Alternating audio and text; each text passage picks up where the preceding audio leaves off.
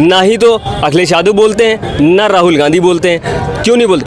राहुल गांधी, एक मिनट, राहुल गांधी अभी जो 9 सीटों पर चुनाव हो रहा है वो 2 सीटें मांग रहे हैं, 2 सीटें मांग रहे हैं। उनको अगर अखिलेश यादव 9 की 9 सीटें दे दें, एक शायद 9 की 9 सीटों पर पूरी जमानत जब्त हो जाएगी। बड़ी बात कह रहे हैं 9 सीट मिल जाए तो जमानत जब्त हो जाएगी। भारतीय जनता पार्टी की बी टीम है, कहेंगे तो है ही है। जो देश के लोकतंत्र को बचाने निकला है वो इंडिया गठबंधन में खड़ा है, और जो नहीं है वो एनडीए में खड़ा है। बहराइच जल रहा है, कहाँ है बाबा जी? ये बताइए आपकी नजर में क्या कुछ होने वाला है इन 9 सीटों पे जो उपचुनाव है?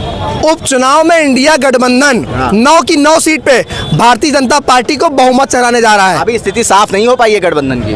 आप देखिएगा, समय आने दीजिए, जब नतीजे आएंगे ना चौंकाने वाले होंगे। जम्मू कश्मीर 370 धारा हटाई थी ऐसा ही कहते हैं, जबकि हटी नहीं है, उसका अनुच्छेद हटा है। वहाँ क्या हुआ? किसी सरकार बनी? आप बताइए। इंडिया गठबंधन का मुख्यमंत्री हुआ ना। तो भारतीय जनता पार्टी जहाँ पर भी हिंसा कराएगी वहाँ वो चुनाव जीत सकती है, लेकिन जहाँ जनता के मुद्दों का चुनाव हो जाएगा भारतीय जनता पार्टी को जमानत जब्त हो जाएगी। लेकिन अभी तक गठबंधन की स्थिति साफ नहीं हो पाई है। 7 सीटों पे उम्मीदवार घोषित कर दिए समाजवादी पार्टी ने। भारतीय जनता पार्टी ने कितने पे किए? अभी कर रही है, वो करे ना। सवाल ये भी तो करिए भारतीय जनता पार्टी के लोगों से। आपको इंडिया गठबंधन दिखता है, लेकिन इंडिया गठबंधन नहीं दिखता है जिसमें 38 दल हैं। देखिए, हमें तो नज़र आ रहा है कि जो चीज़ें इससे पहले भी हो चुकी हैं वो फिर दोबारा से दोहराई जा रही हैं। जिस तरीके से अखिलेश यादव ने पीडीए, इनका एक गठबंधन बना था पीडीए का मतलब क्या है? पिछड़ा दलित अल्पसंख्यक के लिए वो क्या काम कर रहे हैं, या पिछड़ा दलित या पिछड़ों के लिए या दलितों के लिए क्या काम कर रहे हैं। अगर वो चाहते हैं, जिनका नाम उन्होंने लिया पिछड़ा दलित अल्पसंख्यक को साथ में लेके चलते हैं ना, वो उनका कहना है कि मैं अल्पसंख्यक के साथ हूँ।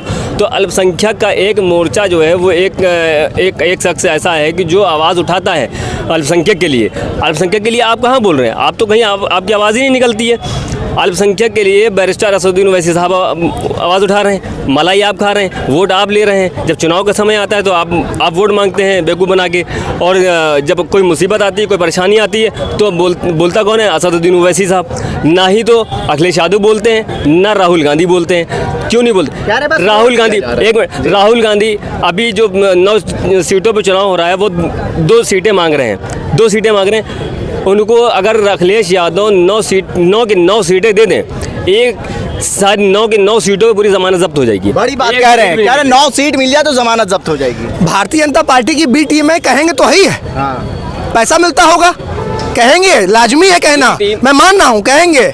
वो कभी कहो 10 पे 10 हरा देंगे, वो 4 तो 4-3 पे जमानत जब्त करा देंगे। संख्यकों का बस वोट लिया है, बस अल्पसंख्यकों का कांग्रेस ने और सपा ने आपके गठबंधन को आरोप लगा रहे हैं। आपके गठबंधन को नहीं, जनता के गठबंधन। ये जनता का गठबंधन है। गठबंधन दोनों पार्टियों का है ना। सुन लीजिए, बहुत से पार्टियां उसमें शामिल हैं, सभी धर्म सभी जाति के लोग उसमें शामिल हैं। हमने कभी धर्म जात के मुद्दे पर चुनाव नहीं लड़ा है। तो सवाल जनता के मुद्दे पर चुनाव वैसी को क्यों नहीं ले रहे? पल्लवी पटेल को क्यों नहीं ले रहे हैं? सभी चंद्रशेखर आजाद को क्यों नहीं ले रहे हैं? जो भी सुन लीजिए, सुनने की ताकत नहीं है भाई में। जो भी साथी भारतीय जनता पार्टी के विपक्ष में खड़ा है, जो देश के लोकतंत्र को बचाने निकला है वो इंडिया गठबंधन में खड़ा है, और जो नहीं है वो एनडीए में खड़ा है। तो मतलब आप बताइए, आप कहाँ लोकतंत्र को नहीं बचा रहे हो? वैसे पल्लवी पटेल नहीं बचा रही, चंद्रशेखर आजाद नहीं बचा रहे हैं, नहीं बचा, अपनी राजनीतिक रोटियां सेक रहे हैं लोग। आते हैं आपके पास। उत्तर प्रदेश में 9 सीटों पे उपचुनाव होने कैसे देखती हैं?